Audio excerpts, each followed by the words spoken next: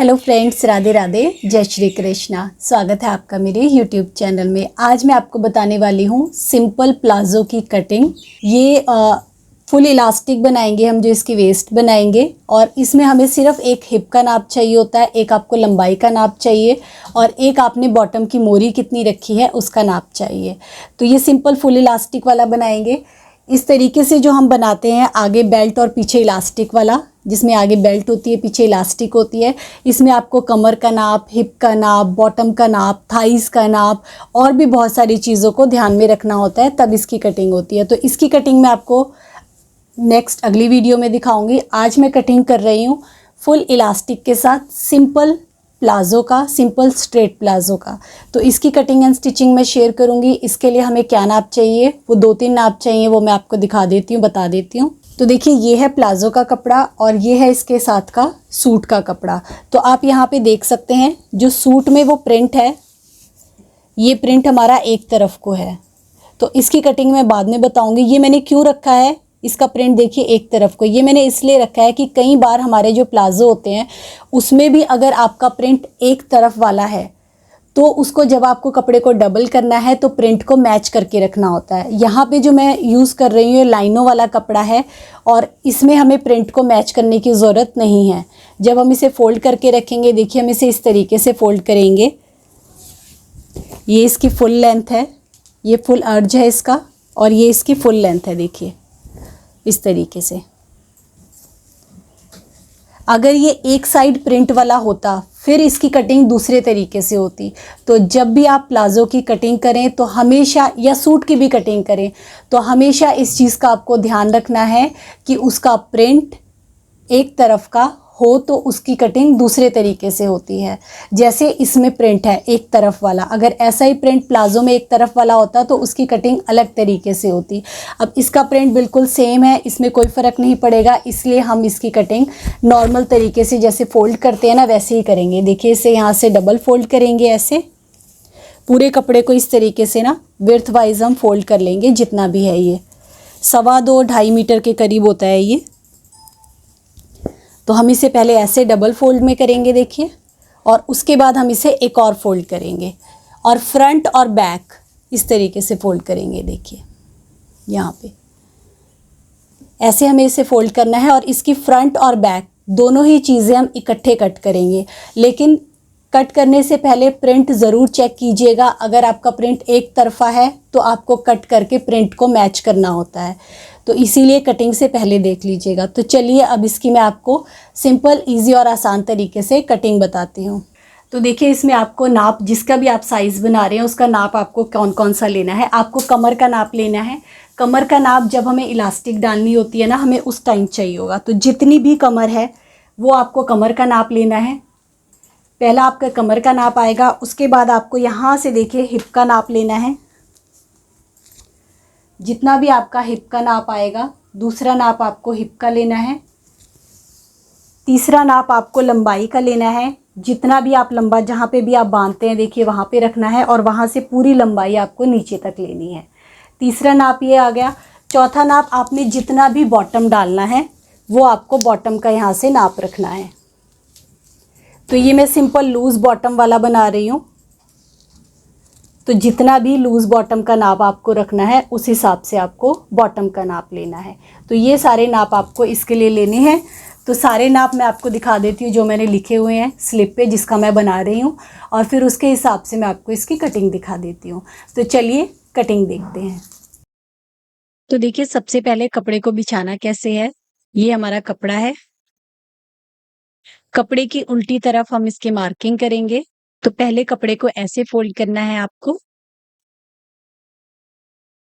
और उसके बाद इसे फोल्ड करना है इसके ऊपर। ये देखिए ऐसे।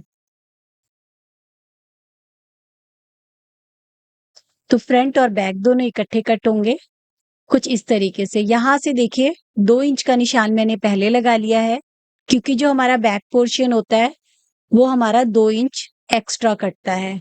क्योंकि पीछे की तरफ हिप भारी होती है, इसलिए प्लाजो की अच्छी फिटिंग के लिए पीछे वाला पल्ला हमेशा आसन की तरफ से एक्स्ट्रा कटता है। तो तो फिलहाल के लिए जो 2 इंच एक्स्ट्रा लिया था उसे मैंने फोल्ड करके साइड अंदर की तरफ फोल्ड कर दिया है। अब ये है ओपन वाली साइड। यहाँ से सबसे पहले देखिए जो कॉर्नर होते हैं ना, या तो आप इसे कट करके अलग कर लीजिए या इस तरीके से निशान लगा लीजिए। इसको कभी भी आपको कटिंग में नहीं लेना है, इसे हमेशा कट करके पहले ही अलग कर लेना है। ये देखिए। तो अब जो भी निशान लगाएंगे इस निशान से आगे लगेंगे। अब सबसे पहला निशान लगाना है हमें 2 इंच का। तो 2 इंच हमारा यहाँ पे ऊपर की तरफ फोल्ड होगा, वो वाला निशान लगाया है। उसके बाद जितनी भी आपकी लंबाई है उस लंबाई का निशान लगाना है। तो यहाँ पे जो लंबाई मैं बना रही हूँ वो है 37.5 इंच और उतने पे ही मैंने यहाँ पे निशान लगा लिया है। इस निशान को हम सीधा मिला लेंगे। अब 2 इंच हमें यहाँ से नीचे की तरफ बॉटम फोल्ड के लिए लेना है। तो 1.5 इंच 2 इंच आप आराम से बॉटम को फोल्ड करने के लिए ले सकते हैं। इस निशान को भी आपको सीधा मिलाना है। तो देखिए 2 इंच हमारा नीचे से सिलाई का मार्जिन, 2 इंच ऊपर से सिलाई का मार्जिन और ये बीच में जो बच गया हमारी लंबाई आ गई। अब पहला नाप हमें यहाँ पे डालना है। फुल इलास्टिक है तो हम यहाँ पे हिप का चौथा हिस्सा लेंगे। तो जिसका नाप मैं बना रही हूँ उसकी हिप 38 इंच है, उसके चौथे हिस्से पे निशान लगाया। उसके बाद यहाँ पे हमने 2 इंच लूजिंग का लिया, उसमें एक्स्ट्रा क्योंकि इलास्टिक आएगी और 1 इंच हम यहाँ पे और एक्स्ट्रा ले लेंगे सिलाई का मार्जिन जो हमारा साइडों से स्टिच होता है। तो हिप का चौथा हिस्सा उसमें आपको 3 इंच प्लस कर देना है टोटल। यहाँ पे आपको हिप के चौथे हिस्से पे निशान लगाना है। हिप डिवाइडेड बाय 4 और उसके बाद आगे जाना है आपको 2 इंच पे। तो 2 इंच 2.5 इंच आप आराम से इस पे निशान लगा सकते हैं। तो देखिए 2 इंच का मैंने निशान लगा दिया। अब इस निशान को भी आपको सीधा मिला लेना है। ये देखिए। अब यहाँ से आगे जाना है आपको, जो एरो दिख रहा है वहां से 3 इंच। तो 2 इंच 2.5 इंच 3 इंच हम ले सकते हैं यहाँ से। आपका कस्टमर बोले अगर उसे थोड़ा लूज पहनना है तो 3 इंच ले लीजिए, नहीं तो 2.5 इंच ले लीजिए। छोटे साइजेस में आप 2 इंच भी ले सकते हैं। उसके बाद देखिए यहाँ पे आपको हल्के हाथ से गोलाई देनी है। अब जितना भी आपका यहाँ पे आ रहा है उतना ही इंची टेप उठाना है आपको और बिल्कुल बॉटम पे रख देना है। ये देखिए। और यहाँ पे भी आपको निशान लगा देना है। अब ये जितना भी है इसके आपको बिल्कुल सेंटर पे निशान लगाना है ताकि हम इसका सेंटर पॉइंट निकाल सकें। इसे आप इंची टेप को हाफ करके भी निशान लगा सकते हैं, देखिए इस तरीके से। अब बिल्कुल इंची टेप को ऐसे ही हम पकड़ेंगे और ऊपर की तरफ रखेंगे। यहाँ पे भी एक सेंटर का निशान लगा देंगे।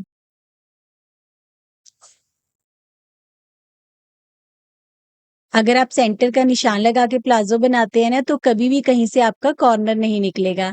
उसके बाद दोनों तरफ से आपको निशान लगाना है। तो यहाँ पे मैं निशान लगा रही हूँ 4.5 इंच पे, क्योंकि आधा आधा इंच दोनों तरफ से सिलने में भी जाएगा तो 8 इंच हमारा तैयार रहेगा।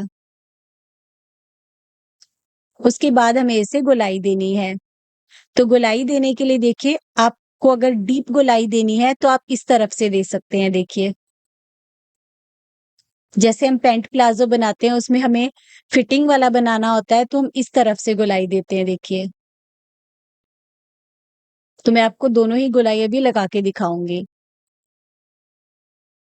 जब आपको फिटिंग का बनाना है तो इस तरीके से पैंट प्लाजो के लिए हम इस तरीके से निशान लगाते हैं, लेकिन ये मैं नॉर्मल स्ट्रेट प्लाजो की तरह बना रही हूँ तो देखिए मैंने ना स्केल के दूसरी तरफ से निशान लगाया है तो थोड़ा सा ही डिफरेंस है, इसमें ज्यादा डिफरेंस नहीं आता। अब हम दूसरी तरफ भी इसको शेप देंगे। देखिए इस तरीके से।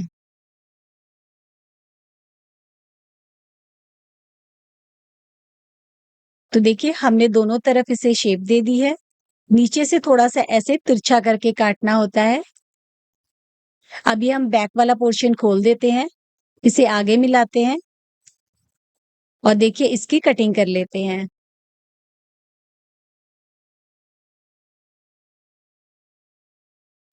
तो ये हमारी सिंपल प्लाजो की यहाँ पे स्ट्रेट प्लाजो की मार्किंग हो गई है।